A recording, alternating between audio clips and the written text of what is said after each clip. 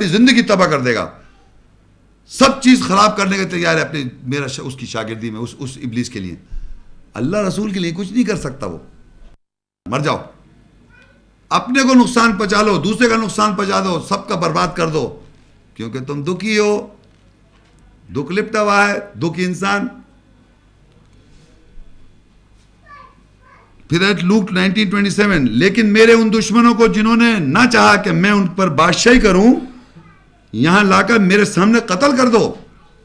اور اگر یہ لوگ دیکھ رہے ہیں پاور دیکھیں, اگر یہ لوگ یہ نہیں مانے کہ میں ان کا بادشاہ ہوں, مجھے بادشاہ نہیں تسلیم کرو, تو کیا کرو, میرے سامنے لاؤ, ان کو قتل کر دو.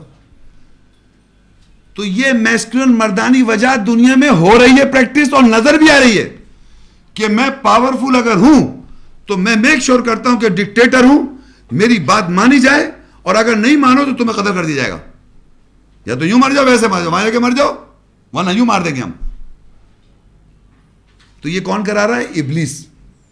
مردانی وجات, میسکولن مینرز, کتنی پاور رکھتا. یہ تو میں نے آپ کو یوں بتایا, پھر آپ تو چھوٹی چھوٹی سے لے کے, تو بائبل میں تو چلو میں نے ایک ریفرنس دکھا دی کہ بائبل میں تو باتیں لکھی ہے, دنیا اس پہ پریکٹس بھی کرتا ہے. ویسے ہمارے اپنے معاشرے میں بھی یہ ہمارے انسان کی نفسیات کی بات بتا رہا ہوں کہ ہم مائنر سے ایک چھوٹی سی بات پر ہم باقاعدہ لڑ لیتے ہیں, تعلقات خراب کر لیتے ہیں, کیونکہ ہم انفیریٹی کمپلیکس میں ہیں. ابلیس ہمارا دکھ کا وہ بنا ہوا ہے سرغنہ, اور ہمیں دکھ میں اور اس میں انوالو کیا ہوا ہے.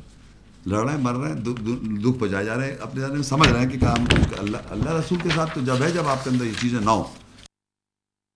اچھا, وہاں پہ اس آیت پہ آ جائیے, دیکھیے وہاں تھا وَاسْتَفْزِزْ مَنِ اسْتَطَعْتَ مِنْهُمْ بِصَوْتِكَ, اور تو ان کو جس پر تو استطاعت رکھتا ہے اپنے آواز سے بھڑکا دے, پھر اپنے اوپر ان کے اوپر خیالات درآمد کر, اور مردانی وجات سے گمراہ کر. یہ آپ نے دیکھ لی مردانی وجات.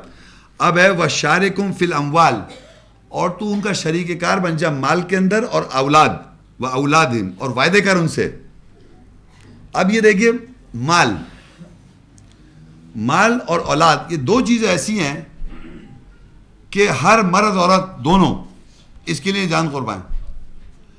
یعنی کہ وہ ویسے تو مال تو ایک جائز طریقے سے کما سکتا ہے آدمی, ہے نا, جائز طریقے, لیکن آپ ناجائز طریقے سے اللہ کا باطل طریقے سے مال مت کھاؤ, غلط طریقے سے مال مت کھاؤ.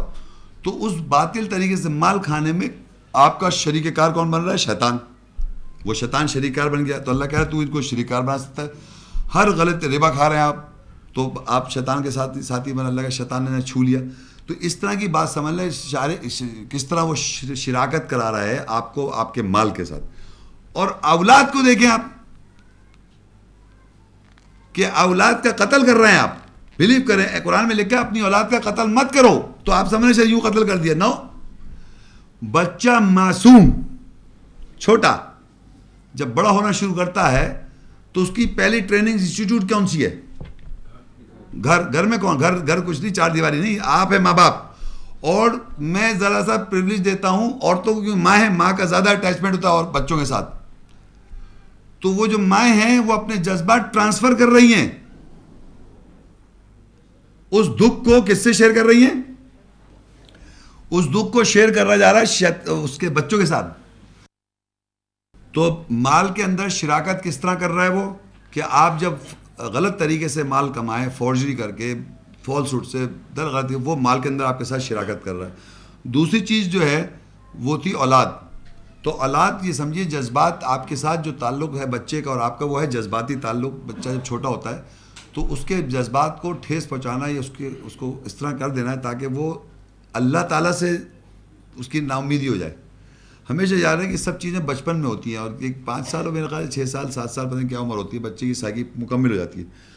تو اللہ کہتا ہے آگے وما یعدہم الشیطان الا غرورا, اور یہ جو وعدے کرتا ہے شیطان سوائے غرور نہیں, دھوکا. اردو میں غرور کے معنی ہوتے ہیں دھوکا, انگلش میں ہوتا ہے ڈیلیوژن.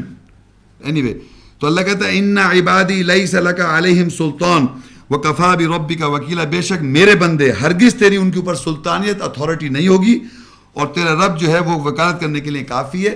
کہ اگر تم اللہ تعالیٰ پہ توکل جو کرے گا, آیات کی ایسنس پر عمل کرے گا زندگی میں اور پہچان لے گا کہ یہاں پر شیطان کا وار میرے پاس آ رہا ہے, یہاں شیطان میرے اندر نفسیات میں انٹری کر رہا ہے اس سچویشن پر, تو اس پہ اس کی اتھارٹی نہیں ہے.